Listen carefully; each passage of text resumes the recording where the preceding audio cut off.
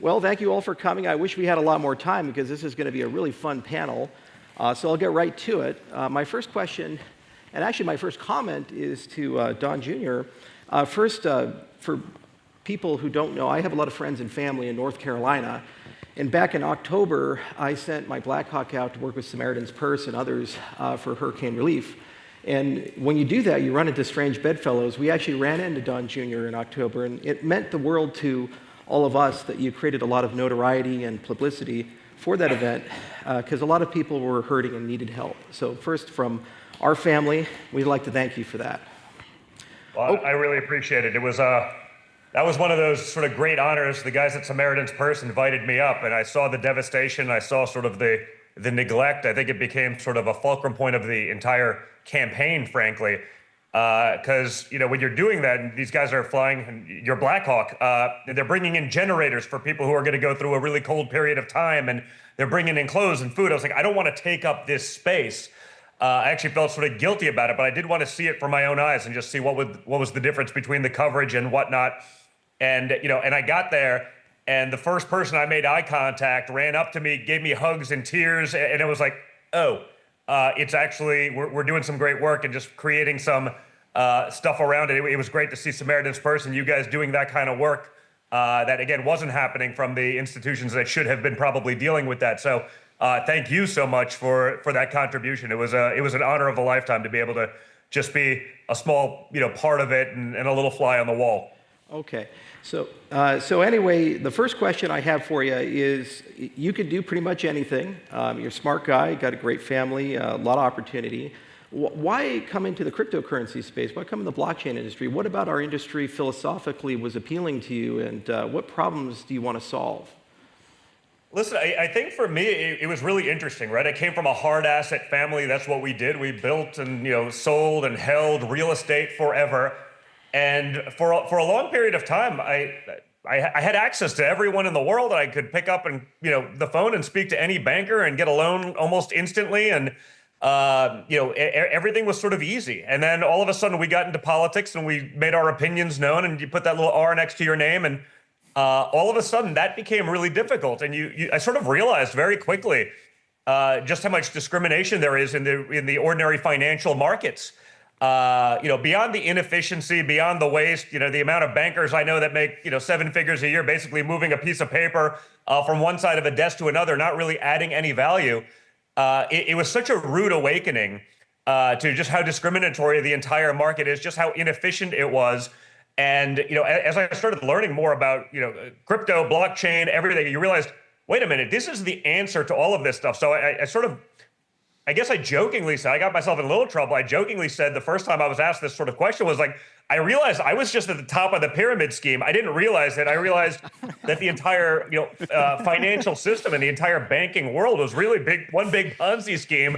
I just had the benefit of being in the upper echelon of that. And once I was at the bottom rung, and we're getting debanked and canceled for simply having opinions that didn't go along with the fold, we became problematic, and all of a sudden we went from being, the golden children to persona non grata, and that made me really start thinking. And my brother, I guess collectively we're the most subpoenaed people in the history of the United States, all for nonsense, as we know now, but it didn't matter. You still had to deal with that at the time. And so when I started talking with Zach about it, Zach's dad, Chase, other Zach, I think we realized that there's a much better way to do this. There's a more efficient way to do this. And that's how we sort of went down the rabbit hole on all of this. So we're just super excited about this. But it was really probably the biggest rude awakening I've had. And that includes, having the U.S. government basically go after you and try to throw you in jail for nothing. And so I'm just super excited about what this can mean for the future of banking, for the future of the financial systems. And again, I was sort of the beneficiary of the old way of doing things, but that doesn't mean it's the best way of doing things. So I think we're just very excited to be here, super excited. It's sort of interesting to talk in a room like this where I imagine everyone in the room has forgotten more about crypto than I'll ever know. That's the kind of level of attendees I've seen, and the panelists as well. But coming from a totally different side of the space, I realized that This is the answer as far as I'm concerned. I think it's the future of our financial systems, and I want to make sure that's domiciled in America, done by Americans, with that security, et cetera. Brilliant. So first, thank you for helping me sort out the order, because there's two Zachs, and I was trying to figure out how to call you guys. So there's Zach and other Zach. And other Zach. I'm sorry, you get to be other Zach. All right, I'll take it. That came from Don. Okay, so my first question is to Zach. What is World Liberty Finance? You guys are relatively new, but also been around for a while at the same time. So what problem are you trying to solve? What's the story of your venture? Yeah, that's a great question, Charles. I think we're trying to solve a few different problems. I'll touch on our first product that we just announced yesterday, which is our stablecoin USD1. We view stablecoins as an integral part of not only crypto, but the entire financial ecosystem. When we talk about stablecoins, everyone in this room knows we're talking about seamless cross-border payments that settle instantly. Like Don, I came from the hard asset world of real estate. And if you want to buy, call it, $100 million building, $1 billion building, it might take 2 or 3 weeks for that wire to clear, right? And in that 2 or 3 weeks, stuff is happening. It's dynamic, right? With stable coins, you can settle instantly. You can settle across borders. It's currently a $250 billion total market cap business. We think it's going to be many trillions of dollars in the next few years. And we're excited for the world to experience our stablecoin, USD1, that's built on world-class banking rails. And we think it's going to be a huge benefit to the world. Yeah, coming from a hard asset background, I also have a few hard assets these days. One of our biggest issues is liquidity. And it sounds like what you guys are creating really does enhance and enable a democratization of liquidity. Do you want to go a little bit into that? Yeah, there's no doubt about it. Stable coins, we like to say they're blind. They don't discriminate between users. We want, Republicans, Democrats, whether you're black, blue, brown, white, to be, using our stable coin. We think it's, like you said, it democratizes finance. It's obviously fully backed one-to-one by U.S. Treasuries, so it's also very secure. And we think that retail and institutions are, really going to lean into this product. Okay, so other Zach. Yes. How do you think about ecosystem development, kind of growing a community and growing a product? And what ecosystems are priorities for you guys right now? Yeah, I think that's a really good question. So, the thing is that where we stand at World Liberty, our goal is not really to reinvent the wheel, right? We all have been in the space for over 10 years. I mean, Zach included has also been in crypto for a while. Chase and I have been in crypto for 10 years now. We truly believe that there are some very, very smart people building some incredible products out there, and our goal is not to go out and build a better product. Instead, our goal is to take our distribution platform that we've built and create a better experience for the user that allows them to come into crypto, whether it's experienced crypto user and get a better UI UX, or whether it's a non-native crypto user who has never transacted in crypto before, and make it very easy for them to on and off ramp in and out of crypto, transact with different protocols, whether it's a lend and borrow market, whether it's a staking product. The problem is that everything is just so difficult. Even for myself, who has been in the space for 10 years, it's a pain in the ass to do a lot of the transactions that you want to do. Our goal here is to literally make it so that everybody feels comfortable and confident using the products that people like yourself, people like some of the other amazing builders in the space have already innovated and put a nice brand around it where they feel comfortable and they feel secure and they feel like they are already able to interact with it just like they would with a very friendly Web 2 application that they use every single day. Yeah, you already have some great relationships like Aave and Binance and these others, and it's been so much fun to kind of watch the ecosystem grow. When we launched Cardano, our distribution was to initially 9,000. You guys started 85,000 people, and it just keeps growing. And so it's so cool when you see these orders. 85,000 KYC users. Exactly right. And we were the same, actually. We were the first to KYC, and it was all in Japan. And it was like unorthodox for the time. No, it was like, why are you doing that? Ethereum didn't do that. Yeah, exactly right. And having such a large base and being able to bring democratize liquidity and give products to them, it's really exciting because the other thing I love is rapid product development. You can come up with an idea and deploy that within 6 weeks to 12 weeks. Traditional financial services, it takes like 5 years to 10 years to 15 years to roll things out. So Chase, you've been in space very long as well, and we were both commiserating behind the scenes on kind of community and tribalism. Now that we're experiencing a great reset because the politics have changed a bit, how do you imagine the space can come together? How can people come together? Wow, so another great question, of course. I think maybe a little controversial, I think we could learn something from the banks, actually. One thing is when I look at the banks, they seem to all kind of be together. You never really see them arguing or bickering or showing like holes in their systems where other people can point and poke. And I think that's huge because when someone's trusting their life savings or their everyday usability of their fiat, that's a really big position to make. And I think the problem with crypto is somehow we become very bifurcated and very tribal in our tactics, and we do it in front of everybody, and we let the world see that. And I think what happens is it builds doubt that the maturity level is here when you, as Zach said, some of the best builders and developers in the world live here, but I think they're being drowned out by this noise. And so one of our biggest goals is to kind of bring everybody back together and realize that this is a free market, and let the free market dictate who survives and who doesn't, and who thrives and who doesn't, and just go out and build very simple products. And we went out on that mission. We look at it a little differently, I think, than most. We believe that most people aren't speculators; they're actually consumers.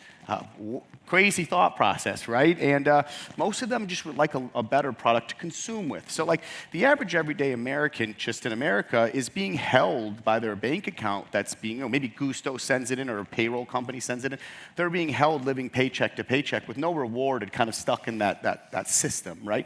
And the idea is if you trim back all that fat, there's actually some robust rewards that end user could be given with doing nothing else different than what they're already doing consuming their everyday life. So maybe they make $4,000 a month, and at the end of the year or at the end of the month, they got an extra $26. That literally changes the nature and how people can move about. And we think that because there's so many brilliant people in the space, that port was kind of overlooked, right? Where, we had kind of taken a wall down, we had put a bridge up. And so for us, we plan on, using, paymasters and relays to make it so that you don't have to have these seed phrase and these codes and make it much more like a better version of your bank account, something everybody uses, they know how to use, they understand its safety, its security, and its use case.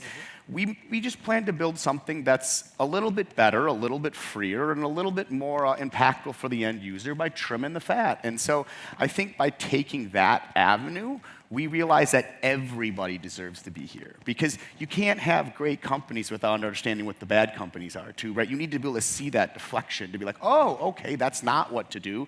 This is the better idea. And so I'm truly, the goal as my personal self sits here, and I know my partners can stand to this, and the Trumps say it so eloquently, is we're trying to bring the hospitality back to cryptocurrency. Right. It's time that we all get along and we move this forward because I'll close this last one thing on the stablecoin.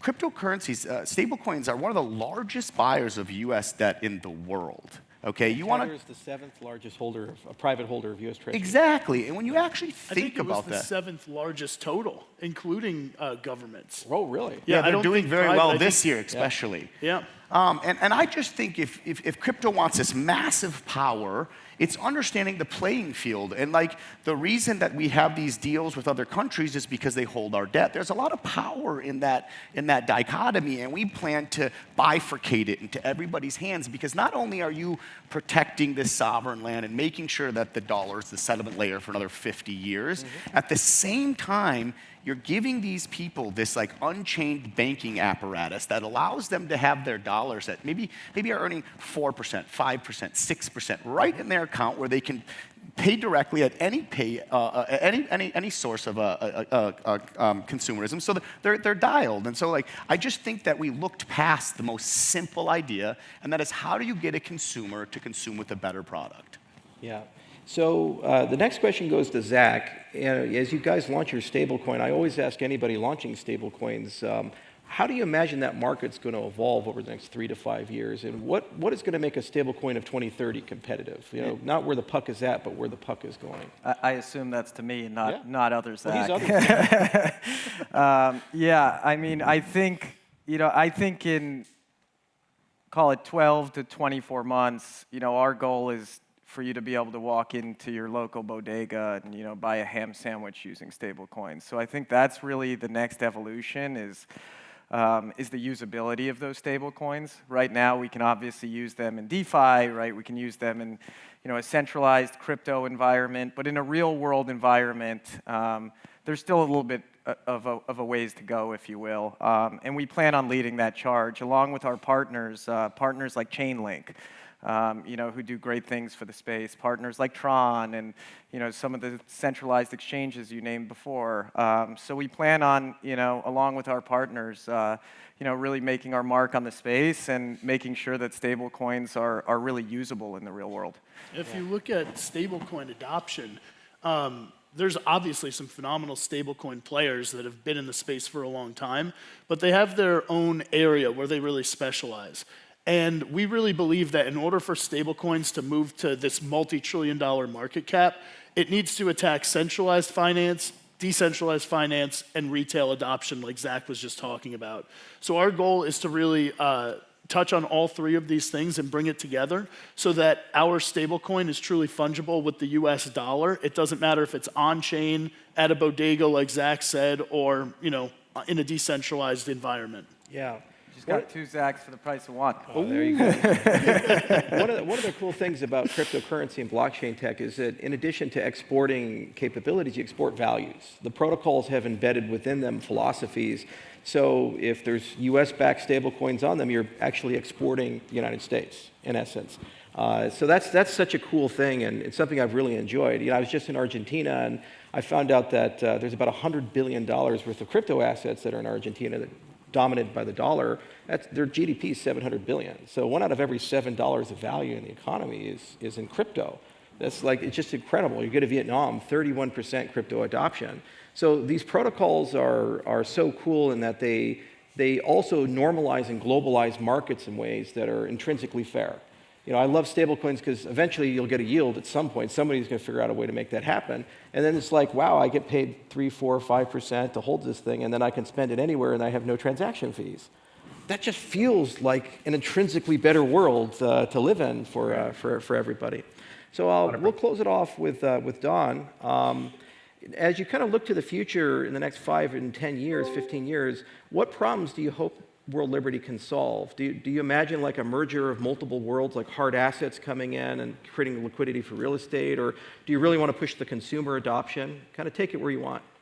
Yeah, listen, I think general utility. I mean, I think everyone sort of just touched on it right now. When you talk about holding, treasuries, you see sort of the attack on what was always sort of the petrodollar over the last few months. This is really the stability that America needs. But as the Zacks, to perhaps use the office space, an analogy, as the Zacks and Chase would say, the amount of times in the last 2 years that we've been talking, and I'm trying to figure out, how to make something that should otherwise be simple, but perhaps isn't if you haven't been in the space for 10 years. It's sort of a name. So creating that utility, that ease of use that, perhaps a average, almost boomer like myself can figure out. I mean, that's my goal. I mean, I think obviously you can play big, on the real estate and the hard asset side and change up the banking system, but the utility, making it easy for everyone else to understand. It's not mystical. It's not sort of the meme coin space that my son plays in all the time. And, frankly, is probably one of the greatest tools I can think of today to teach young people entrepreneurship, to get them to understand how these systems work. It's so much faster. There's so much more excitement.